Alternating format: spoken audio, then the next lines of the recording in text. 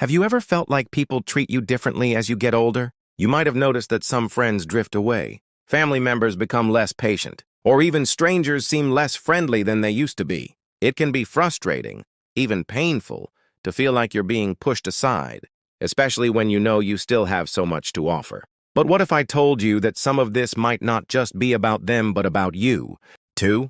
In this video, we're going to talk about 6 things that can make people start resenting you after 70. Bam! These are subtle habits, behaviors, or attitudes that, over time, can create distance between you and the people you care about. But here's the good news. Once you recognize these patterns, you can change them, strengthen your relationships, and continue being someone others genuinely enjoy being around. Stay with me until the end, because understanding these 6 things could make all the difference in how people see you, how they interact with you, and how much love and respect you continue to receive as you age. It's not about changing who you are, it's about making sure that the best version of you is what people remember. Now let's get started. Source number 1. Becoming too negative about everything. One of the fastest ways to push people away without even realizing it is constant negativity. Life isn't easy, and by the time you reach your 70s, you've seen plenty of hardships, health problems, financial struggles, disappointments with family or society. It's all real and it all matters. But when every conversation becomes a list of complaints, people stop wanting to listen. Negativity doesn't just affect you, it affects the people around you.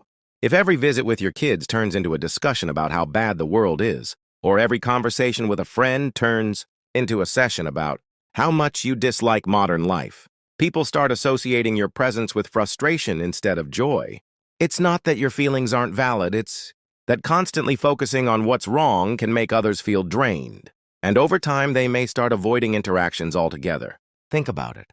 Do you enjoy being around someone who only talks about what's wrong? Probably not, and the same goes for everyone else.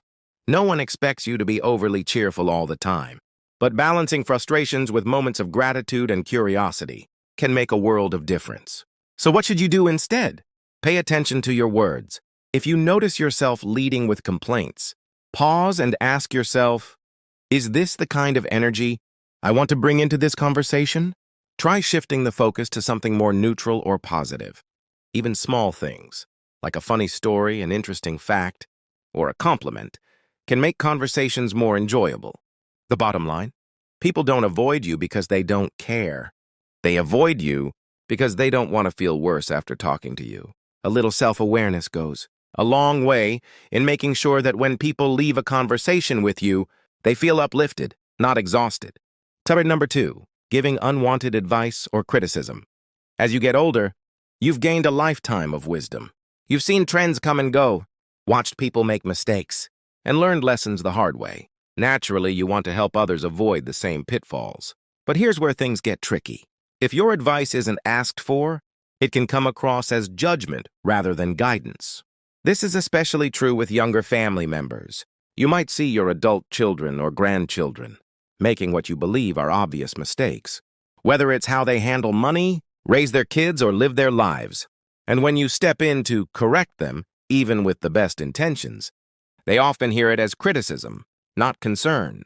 It's not just family, this happens in friendships too. Telling a friend they should eat healthier, stop wasting money, or not get out more might feel like you're helping, but to them it can feel like an attack. No one likes to feel like they're being lectured, even if the advice is good.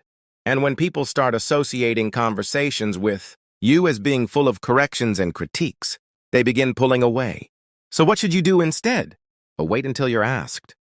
If someone genuinely wants your advice, they will ask for it. If they don't, it's often best to let them figure things out on their own. This doesn't mean you can't ever share your thoughts. It just means doing it in a way that respects their independence. A simple rule? Ask before advising. Instead of saying, you really shouldn't be eating that, try, are you interested in some tips I've learned about healthy eating? If they say yes, share. If they say no, let it go. The bottom line?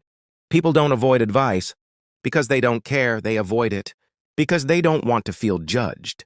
When you offer guidance in a way that respects their choices, you become a trusted voice, not a source of frustration. If you're still watching this video and finding these insights valuable, Please comment, oh, number 2, below to let me know you're here. And if you haven't subscribed yet, I recommend you subscribe and turn on the bell so you don't miss any videos. Your support helps us continue creating good content to inform and inspire you. Now let's move forward. Why? Number 3, refusing to adapt to change. The world is changing, always has been, always will be. But one of the biggest mistakes people make as they get older is resisting that change instead of adapting to it. It's understandable. You've lived through decades of traditions, values, and ways of doing things that now seem to be disappearing. But when you refuse to accept that times are different, it can make conversations with you feel exhausting rather than enjoyable.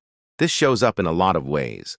Maybe you insist that things were better in the old days every time a younger person shares something they enjoy. Maybe you dismiss modern technology as unnecessary, even though it's how most people connect today. Or maybe you get frustrated when social norms shift, making it hard to relate to younger generations. But here's the truth. Change is happening whether you like it or not. And when people feel like every interaction with you turns into a debate about why the past was better than the present, they start spending less time around you. Think about technology. Yes, learning new devices, apps, and communication styles can be frustrating. But when you refuse to adapt, you make it harder for people to include you in their lives. Your grandkids might want to text instead of call. Your friends might be making plans on social media instead of over the phone. If you refuse to engage with these changes, you risk becoming more isolated, not because people don't care, but because they don't know how to include you. So what should you do instead? But stay open. You don't have to love every new trend or adopt every new habit, but a willingness to listen, learn, and adapt makes you someone people enjoy being around. Instead of saying, oh, that's stupid, I don't get it. Try, that's interesting, tell me more about it. The bottom line, people don't expect you to love every change, but they do appreciate when you stay curious rather than dismissive. Being open to new things keeps your mind sharp, your relationship strong, and your connection to the world alive. Now, let's talk about something that can really create resentment: expecting too much from others without giving back. Now number 4, expecting too much from others without giving back. One of the biggest sources of resentment in relationships, whether with family, friends, or even neighbors, is when one person constantly takes without giving anything in return. And unfortunately, this can become more common as people age. You might not even realize you're doing it. But if you expect others to always accommodate your needs without considering theirs, it can slowly push people away. This happens in different ways. Maybe you expect your children or grandchildren to call you first, visit you regularly, or help with errands, without showing much appreciation. Maybe you rely on a friend for emotional support, but rarely ask how they're doing. Or maybe you assume that younger family members should drop everything to help you, because that's what family does. Here's the problem. People don't mind helping when they feel valued, but when they start to feel like they're being used or taken for granted, they begin to pull away. And when that happens, it's easy to feel abandoned, without realizing that the pattern started with unrealistic expectations. Now, does this mean you should never ask for help? Of course not.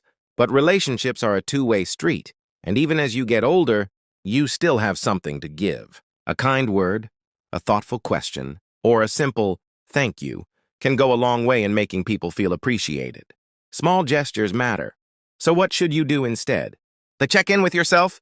If you notice you're always the one receiving but not giving, find ways to show gratitude and contribute. Even something as simple as sending a thoughtful message, remembering birthdays, or listening with genuine interest can make people feel valued instead of obligated. The bottom line? People are happy to be there for you when they feel respected and appreciated, but when they start to feel like they're just fulfilling an obligation, that's when they start pulling away. A little effort to show gratitude and give back, no matter how small, keeps relationships strong and genuine. If you're still watching this video and finding these insights valuable, please comment a number 4 below to let me know you're here. And if you haven't subscribed yet, I recommend you subscribe and turn on the bell so you don't miss any videos. Your support helps us continue creating good content to inform and inspire you. Now let's move forward. Number 5, bringing up the past too often. Memories are a beautiful thing, They remind us of the people we've loved, the experiences we've had, and the lessons we've learned. But one mistake many people make as they get older is getting stuck in the past to the point where it affects how others see them. This happens when conversations always circle back to the good old days. Every story you tell is one that people have already heard multiple times. It's easy to fall into this habit. It feels natural to share experiences that shaped you, and reminiscing can bring comfort. But when every conversation is rooted in the past, people start to feel like they can't connect with you in the present. Think about how this comes across to younger people. If every time they talk about their lives, they're met with back in my day, we did things differently, or you kids don't understand how hard it used to be, it can feel like a barrier rather than a conversation. It makes them feel like their experiences aren't valid because they didn't live through what you did. It's not just about younger people. Either, even friends your age might get frustrated if the same stories are told again and again. Over time, this can make conversations feel repetitive, predictable, and frankly, less engaging. So what should you do instead? Balance the past with the present. Share stories, but also show interest in what's happening now. Instead of just telling a memory, ask others about their lives. If you find yourself repeating a story, pause and ask yourself if the moment calls for it. Most importantly, be open to creating new experiences instead of only reliving old ones. The bottom line? Memories are meant to be cherished, not to replace the present. People want to feel connected to you today, not just to who you were years ago. By showing interest in the present and in the people around you, you keep relationships strong and conversations meaningful. Now let's talk about something that can create serious tension: not respecting boundaries or personal space. Chat number 6, not respecting boundaries in personal space. As we get older, our relationships with family, friends, and even neighbors evolve.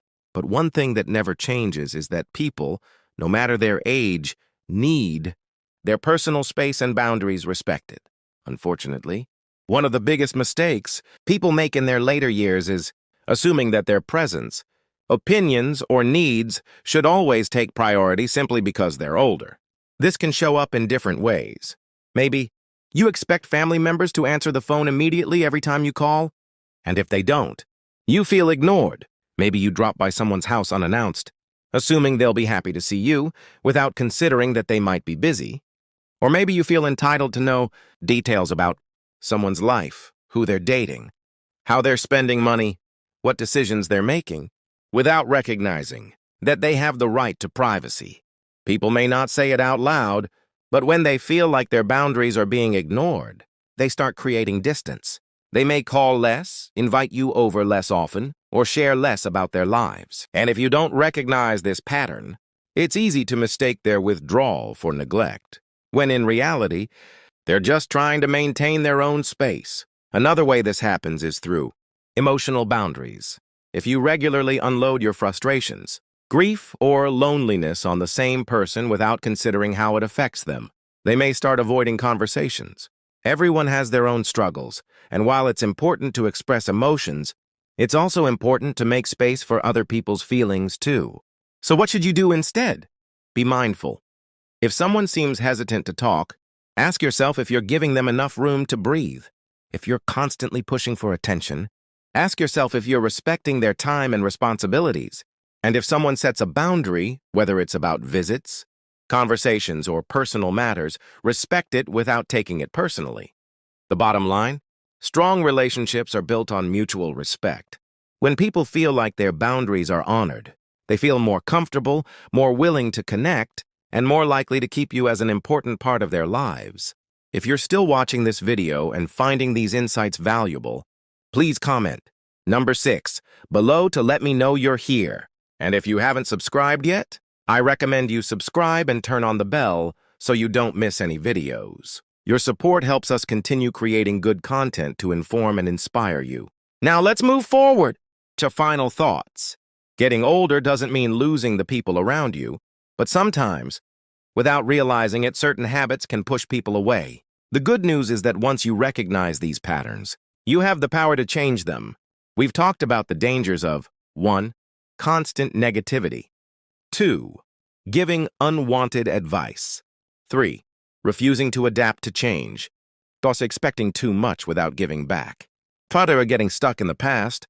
Thus not respecting boundaries. These things can slowly create resentment, but the moment you become aware of them, you can start making small changes that bring people closer instead of pushing them away. Here's the key takeaway. Relationships thrive on respect, appreciation, and balance. People want to spend time with those who make them feel good, valued, and heard, and no matter how old you are, you can be that person. Now, I'd love to hear from you. Which of these 6 points stood out to you the most?